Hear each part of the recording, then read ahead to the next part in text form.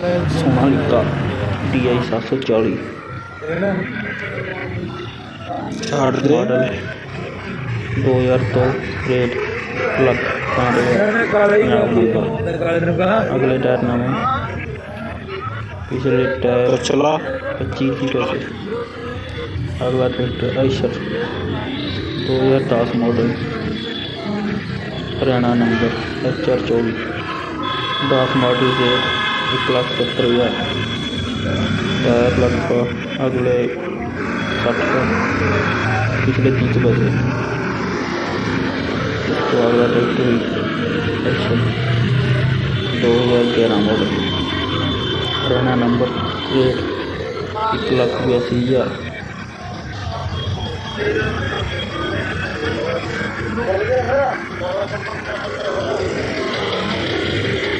इसको अगला tractor Sonalika DI 750 model 2004 rate 2,65,000 Punjab number Eicher 2010 model rate 1,70,000 Punjab number tyre लगभग 40-45%। बाकी कंडीशन देख सकते हैं। इंजन भी होता है tractor okay.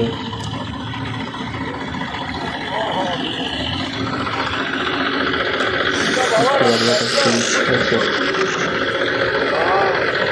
2009 model Punjab number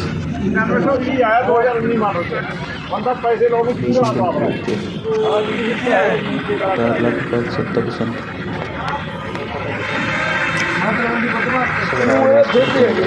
action 2012 model Haryana number rate 3,80,000 बाकी मौके पे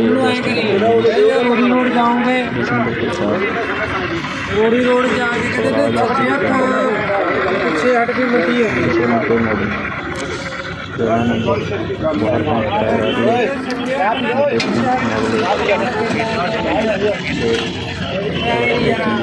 टायर